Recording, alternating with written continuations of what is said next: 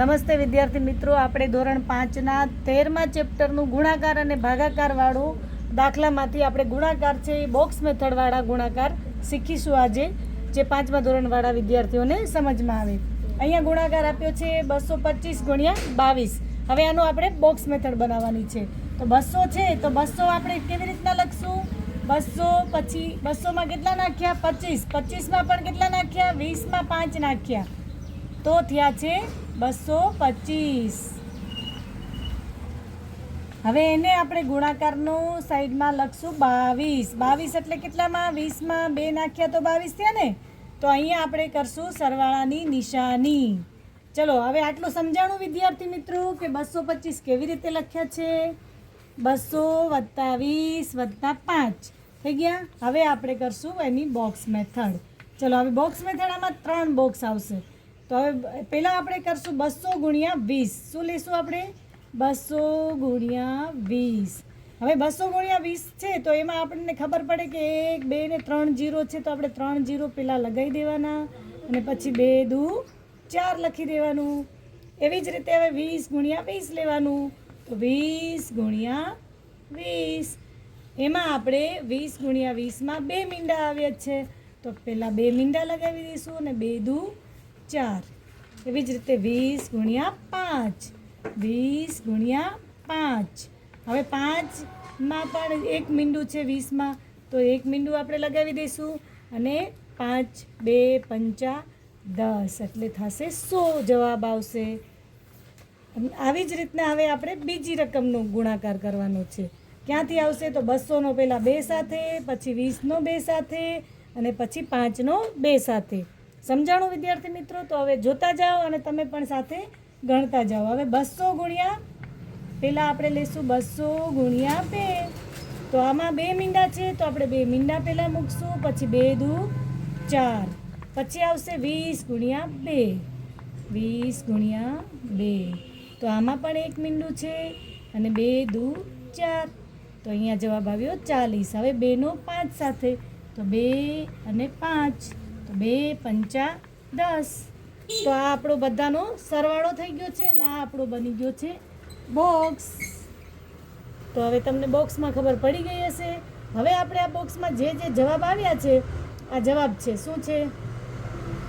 આ જવાબને આપણે સરવાળા રૂપે લખીશું અને એનો આપણે સરવાળો કરીશું. જે જવાબ આવશે એ આપણો જવાબ. તો હવે આપણે જવાબ માટે સરવાળો કરશું. તો પહેલાં આપણે શું લઈશું? 4000. 4000 + 400. પછી પાછો એક વખત 400 છે તો એને આપણે એની સાથે જ લઈ લઈશું. પછી છે 100 + 100. પછી છે +40. પછી છે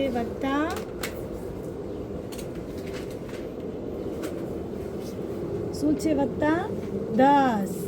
ચલો, હવે એનો આપણને સરવાળો કરવાનો છે. 1 2 3 4 5 6. 1 2 3 4 5 6 રકમ આવી ગઈ છે.